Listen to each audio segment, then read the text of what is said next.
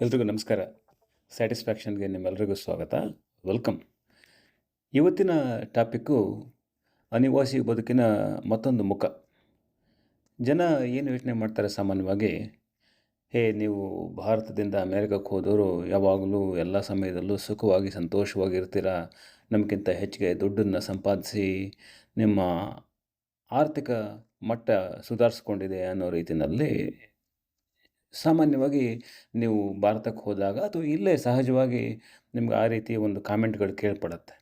ಈಗ ಒಂದು ದೇಶದಿಂದ ಮತ್ತೊಂದು ದೇಶಕ್ಕೆ, ಒಂದು ನೆಲೆಯಿಂದ ಮತ್ತೊಂದು ನೆಲೆಗೆ ಹೋದಾಕ್ಷಣ ಸಂಪೂರ್ಣವಾಗಿ ಬಹಳ ಏನು ಬದಲಾವಣೆ ಆಗುತ್ತೆ ಅನ್ನೋದಕ್ಕೆ ಯಾವುದೇ ಗ್ಯಾರಂಟಿ ಕೊಡೋಕ್ಕಾಗಲ್ಲ.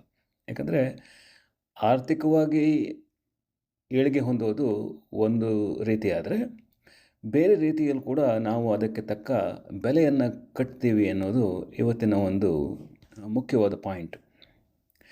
ಈಗ ಒಂದು ಉದಾಹರಣೆ ಕೊಡಬೇಕು ಅಂತಂದರೆ, ನಾವು ಎಷ್ಟೋ ಸಾರಿ ಯೋಚನೆ ಮಾಡ್ತೀವಿ, ಪರ ಮತ್ತು ಅಪರ ಕಾರ್ಯಗಳಲ್ಲಿ ನಾವು ಭಾಗವಹಿಸೋಕ್ಕಾಗಲ್ಲ.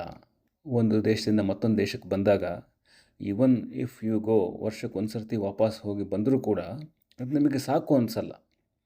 ಎಲ್ಲಿ ನೀವು ಅಲ್ಲಿ ಆಗಬೇಕಾದ ಘಟನೆಗಳಿಗೆ, ಆಗು ಹೋಗುಗಳಿಗೆ ನೀವು ಒಂದು ನಿರಂತರವಾದ ಸ್ಪಂದನೆಯನ್ನು ನೀಡೋದಿಲ್ವೋ, ಆಗ ನೀವು ಇದ್ದರೆಷ್ಟು ಬಿಟ್ಟರೆಷ್ಟು ಅನ್ನೋ ಒಂದು ಮಾತು ಕೇಳಿಬರುತ್ತೆ. ಮೊದಲು ನೀವು ಒಂದು ದೇಶದಿಂದ ಮತ್ತೊಂದು ದೇಶಕ್ಕೆ ಬಂದಾಗ ಅದೇನು ದೊಡ್ಡದಾಗಿ ಕಾಣದೇ ಇದ್ದರೂ ಕೂಡ ಇವೆಂಚುಲಿ 1 ವರ್ಷ ಇದ್ದಿದ್ದು 5 ವರ್ಷ ಆಗಿ, ಅದು 10 ವರ್ಷ ಆಗಿ, 20 ವರ್ಷ ಆದಾಗ ಏನಾಗುತ್ತೆ, ನಿಧಾನವಾಗಿ ಅಲ್ಲಿ ಭಾರತದಲ್ಲಿ ನಮ್ಮ ಏನು ಸಂಬಂಧಗಳು, ಬೇರುಗಳು ಎಲ್ಲ ಇದ್ದವು ಅವೆಲ್ಲ ಸಡಿಲವಾಗಿ ಹೋಗುತ್ತೆ. ಅದೇ ರೀತಿ ಇಲ್ಲಿಯ ಸಂಬಂಧಗಳು ಮತ್ತೊಂದು ರೀತಿಯಲ್ಲಿ ಗಾಢವಾಗಿ ಬೆಳ್ಕೊಳ್ಳುತ್ತೆ ಅನ್ನೋದು ನನ್ನ ಅಭಿಪ್ರಾಯ. ಈಗ ಯಾವುದೇ ಒಂದು ಸಮಾಜದಲ್ಲಿ ಅಥವಾ ಒಂದು ಕುಟುಂಬದಲ್ಲಿ ಎಷ್ಟು ಒಳ್ಳೆಯ ಕೆಲಸಗಳಾಗ್ತವೋ ಅದೇ ರೀತಿ ಸಾಮಾನ್ಯವಾಗಿ ಸಹಜವಾಗಿ ಸಾವು ನೋವು ಇದ್ದೇ ಇರುತ್ತೆ. ಯಾರ ಮನೆಯಲ್ಲಿ ಸಾವು ಇರಲ್ಲ ಹೇಳಿ? ಯಾವಾಗ ಒಂದು ಫ್ಯಾಮಿಲಿಯಲ್ಲಿ ಒಂದು ಸಾವಾಗುತ್ತೆ, ನಮಗೆ ಬೇಕಾದವರನ್ನು, ಆತ್ಮೀಯರಾದವರನ್ನು ನಾವು ಯಾವಾಗ ಕಳ್ಕೊತೀವಿ, ಅದು ನಮ್ಮ ಒಡ ಹುಟ್ಟಿದವರು ಇರ್ಬೋದು, ನಮ್ಮ ತಂದೆ ತಾಯಿಗಳಿರ್ಬೋದು, ಅಥವಾ ಮತ್ತೊಬ್ಬರು ಇರ್ಬೋದು, ಆವಾಗ ನಮಗೆ ನಿಜವಾಗ್ಲೂ ಅನಿಸುತ್ತೆ, ಅಯ್ಯೋ ನಾವು ಎಷ್ಟು ದೂರ ಬಂದುಬಿಟ್ಟಿದ್ದೀವಿ, ಅವರ ಕೊನೆ ಮೂಮೆಂಟ್ನಲ್ಲಿ ನಾವು ಅವ್ರನ್ನ ನೋಡೋಕ್ಕಾಗಲಿಲ್ಲ, ಆಮೇಲೆ ಅವರ ಕಳೆ ಬರವನ್ನು ನೋಡಿ ಒಂದು ಅಂತಿಮವಾಗಿ ಒಂದು ನಮಸ್ಕಾರವನ್ನು ಸಲ್ಲಿಸೋಕ್ಕಾಗಲಿಲ್ಲ. ಹೀಗೆ ಒಂದು ತಿಥಿ, ಶ್ರಾದ್ದ, ಮತ್ತೊಂದು ಕಾರ್ಯಗಳಲ್ಲಿ ನಾವು ಯಾವತ್ತೂ ಭಾಗವಹಿಸೋಕ್ಕಾಗಲ್ಲ ಅನ್ನೋ ಒಂದು ನೋವು, ಕೊರಗು ನಮಗಿದ್ದೇ ಇರುತ್ತೆ. ಅದು ಎಲ್ಲಿವರೆಗೂ ಮುಂದೆ ಹೋಗುತ್ತೆ ಅಂತಂದರೆ, ನಮ್ಮ ಕಷ್ಟ ಸುಖಗಳಿಗೆ ಬರದೇ ಇದ್ದಂಥ ನೀವು ಅಮೇರಿಕದಲ್ಲಿ ನೀವು ಹೇಗಿದ್ರೇನು ಬಿಟ್ರೇನು ಅನ್ನೋ ಒಂದು ಧೋರಣೆ ಕೂಡ ನಮ್ಮ ಹತ್ತಿರದ ಸಂಬಂಧಿಕರಿಂದ ನಿಮಗೆ ಕೇಳಿಬರ್ಬೋದು. ಆವಾಗ ಏನಾಗುತ್ತೆ, ನೀವು ಏನೇ ದುಡ್ದಿದ್ರು ಏನೇ ಬಿಟ್ಟಿದ್ರೂ ಆ ದುಡ್ಡು ಅವ್ರ ಕಣ್ಣಿಗೆ ನಾಯಿ ಮೊಲೆ ಹಾಲಾಗಿ ಕಾಣುತ್ತೆ. ಅವರಿಗೆ ಯಾವುದಕ್ಕೂ ಉಪಯೋಗಕ್ಕೆ ಬರಲ್ಲ. ಅವರೇ ನಿಮ್ಮನ್ನು ದುಡ್ಡು ಕೇಳ್ತಾರೆ ಅಂತ ಹೇಳೋಕ್ಕಾಗಲ್ಲ. ಆದರೂ ಕೂಡ ಅವರ ಒಂದು ಕಷ್ಟ ನಷ್ಟಗಳಿಗೆ ಒಂದು ನೀವು ಆಯಾ ಸಂದರ್ಭಕ್ಕೆ ತಕ್ಕಂತೆ ಸ್ಪಂದನೆ ನೀಡದೇ ಇದ್ದರೆ, 1 ವರ್ಷಕ್ಕೊಂದು ಸರ್ತಿ 2 ವರ್ಷಕ್ಕೊಂದು ಸರ್ತಿ ಹೋಗಿ ಹೌ ಆರ್ ಯು ಅಂತ ಕೇಳೋದ್ರಲ್ಲಿ ಏನೂ ಅರ್ಥನೂ ಇರಲ್ಲ, ಸ್ವಾರಸ್ಯನೂ ಇರಲ್ಲ. ಆ ಒಂದು ನಿರಂತರ ಸ್ಪಂದನೆ ಏನಿದೆ ಅದು ಸಂಬಂಧಗಳನ್ನು ಬೆಳೆಸುತ್ತೆ ಮತ್ತು ಒಂದು ನಮ್ಮ ತನವನ್ನು ಉಳಿಸುತ್ತೆ ಅನ್ನೋದು ನನ್ನ ಮಾತಿನ ಸಾರಾಂಶ. ಈಗ ಒಂದು ದೇಶದಿಂದ ಮತ್ತೊಂದು ದೇಶಕ್ಕೆ ಬಂದವರಿಗೆ ಎಲ್ಲವೂ ಇಲ್ಲಿ ಏನು ರತ್ನಗಂಬಳಿ ಹಾಸಿದ ಹಾಗೆ ಇರಲ್ಲ ಬದುಕು. ಇಲ್ಲಿನ ಪೊಲಿಟಿಕಲ್ ಇಶ್ಯೂಸ್ ಇರ್ಬೋದು, ಕಲ್ಚರಲ್ ಇಶ್ಯೂಸ್ ಇರ್ಬೋದು, ಅಥವಾ ಸೋಷಿಯಲ್ ಇಶ್ಯೂಸ್ ಇರ್ಬೋದು, ಅಥವಾ ಲ್ಯಾಂಗ್ವೇಜ್ ಬ್ಯಾರಿಯರ್ ಇರ್ಬೋದು, ಇವನ್ನೆಲ್ಲವನ್ನೂ ಕೂಡ ನಾವು ದಿನನಿತ್ಯ ಪ್ರತಿದಿನ ನಾವು ಅದನ್ನು ಫೇಸ್ ಮಾಡಬೇಕಾಗತ್ತೆ.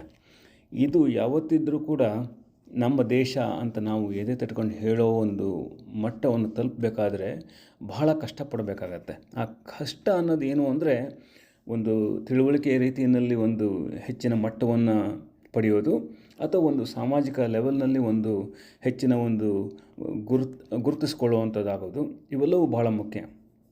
ನಾವು ಯಾವಾಗಲೂ ನಾನು ಹೇಳ್ತಾ ಇರ್ತೇನೆ, ನಾವು ಇಮಿಗ್ರೆಂಟಾಗಿ ಬಂದವರಿಗೆ ನಮಗೆ ಮುಖ್ಯವಾಗಿರೋದೇನು, ನಾವು ಇಲ್ಲಿ ಕೆಲಸ ಮಾಡ್ತೀವಿ ಅನ್ನೋದು.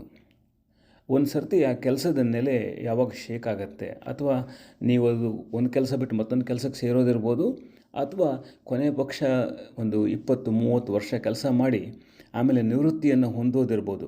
ಆ ಒಂದು ಕೆಲಸದ ನೆಲೆ ಯಾವಾಗ ನಿಮಗೆ ಶೇಕ್ ಆಗುತ್ತೆ, ಯಾವಾಗ ಅದರಲ್ಲಿ ಒಂದು ವ್ಯವಸ್ಥಿತವಾದ ಬದಲಾವಣೆ ಕಾಣುತ್ತೆ, ಅದು ಒಂಥರ ಬಿಗ್ ಚೇಂಜ್ ಅಂತ ಅನ್ಬೋದು. ಯಾಕಂದರೆ ಒಂದು ದೇಶದಿಂದ ಮತ್ತೊಂದು ದೇಶಕ್ಕೆ ನಾವು ಕೆಲಸ ಮಾಡೋಕ್ಕೋಸ್ಕರನೇ ಬಂದವರಾಗಿ ಆ ಕೆಲಸ ಅನ್ನೋದು ಇಲ್ಲದೆ ಹೋದಾಗ ನಿಜವಾಗ್ಲೂ ನಿಮಗೆ ನಿಮ್ಮತನವನ್ನು ಕಾಣ್ಬೋದು. ಆವಾಗ ನೀವು ಅದನ್ನು ಗಾಢವಾಗಿ ಯೋಚನೆ ಮಾಡ್ತಾ ಹೋದಾಗ, ನಮಗೆ ಕೆಲಸ ಮಾಡೋದಕ್ಕೆ ಏನೂ ಇಲ್ಲ, ಈಗ ಇಷ್ಟು ವರ್ಷ ಕೆಲಸ ಮಾಡಿದ್ದೀವಿ, ಅದರಿಂದ ನಿವೃತ್ತಿಯನ್ನು ಪಡಿತೀವಿ, ಮುಂದೇನು ಮಾಡೋದು ಅನ್ನೋ ಒಂದು ರೀತಿಯಲ್ಲಿ ಯೋಚನೆ ಶುರುವಾಗುತ್ತೆ. ಅದಕ್ಕೆ ಹಲವಾರು ರೀತಿಯ ಸೊಲ್ಯೂಷನ್ಸ್ ಇರ್ಬೋದು, ಆನ್ಸರ್ಸ್ ಇರ್ಬೋದು. ಅದನ್ನು ನಾನು ಪ್ರಾಬ್ಲಮ್ ಅಂತಲೇ ಹೇಳೋದಿಲ್ಲ ಫಸ್ಟ್ ಆಫ್ ಆಲ್. ಆದರೆ ಆ ಒಂದು ಮಟ್ಟವನ್ನು ತಲುಪೋದಕ್ಕೆ ಬಹಳಷ್ಟು ಸಿದ್ಧತೆ ಬೇಕು. ಅದು ಒಂದು ರೀತಿಯ ಚಾಲೆಂಜ್ ಅನ್ನೋದೇ ನನ್ನ ಅನಿಸಿಕೆ. ಈಗ ಒಂದು ದೇಶದಿಂದ ಮತ್ತೊಂದು ದೇಶಕ್ಕೆ ಬರ್ತೀವಲ್ಲ, ನಾವು ಪೊಲಿಟಿಕಲಿ, ಆಮೇಲೆ ಎಕನಾಮಿಕಲಿ, ಸೋಷಿಯಲಿ ಭಾಳಷ್ಟು ಚಾಲೆಂಜನ್ನು ಅನುಭವಿಸ್ತೀವಿ.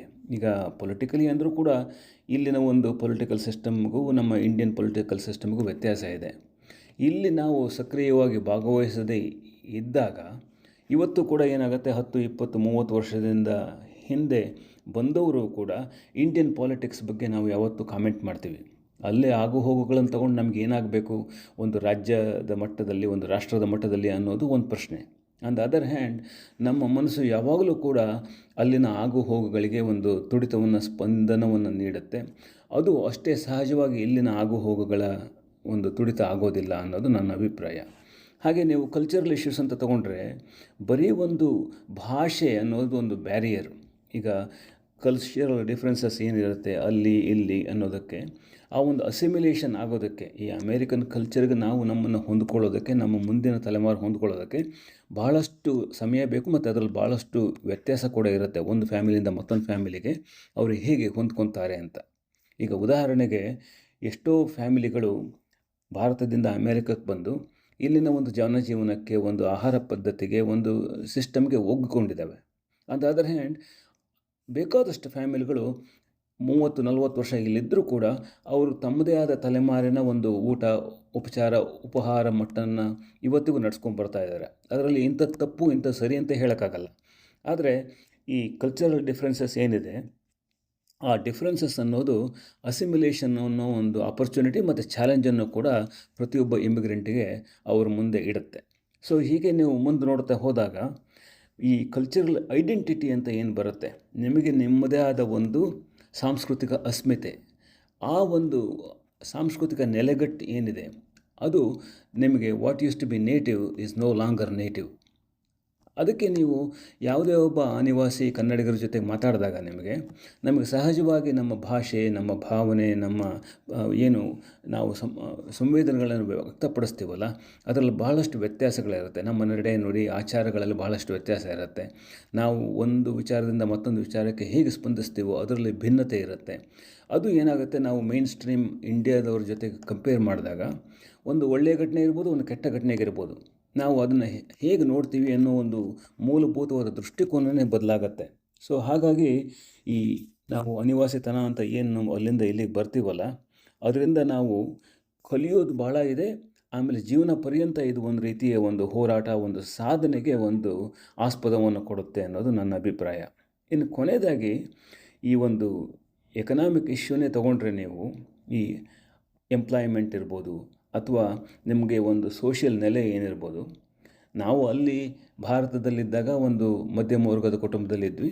ಇಲ್ಲೂ ಕೂಡ ಅದೇನೇ ಕೆಲಸ ಮಾಡಿದ್ರು, unless you go through the escape velocity to become the super rich, you will still be a middle class person. ಆ ಮಿಡಲ್ ಕ್ಲಾಸ್ ಪರ್ಸನ್ ಅನ್ನೋ ಒಂದು ಮೆಂಟ್ಯಾಲಿಟಿ ಏನಿದೆ, ಅದು ಬದಲಾವಣೆ ಹೊಂದೋದಿಲ್ಲ. ಅದು ನಮ್ಮ ದೈನಂದಿನ ಆಚಾರ ವಿಚಾರ, ನಡೆ ನುಡಿ ಆಗು ಹೋಗುಗಳಲ್ಲಿ ತನ್ನ ಪ್ರಭಾವವನ್ನು ತಾನು ಯಾವಾಗಲೂ ಬೀರ್ತಾನೆ ಇರುತ್ತೆ.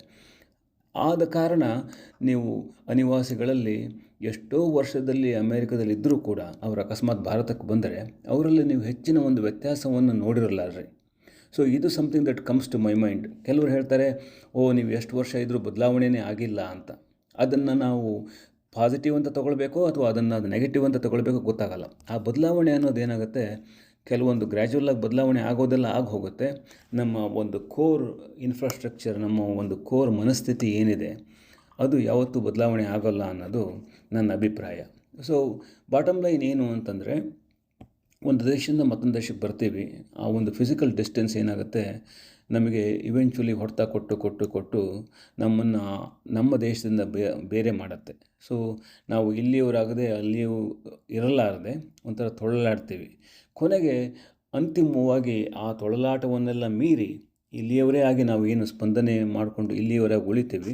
But that time it will be near our retirement age.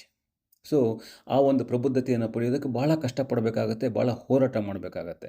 So that is something that we all look forward to, because that's a relief ಅಂತ ಅನ್ನೋ ಒಂದು ಎಕ್ಸ್ಪೆಕ್ಟೇಷನ್ನಲ್ಲಿ. Hope this helps.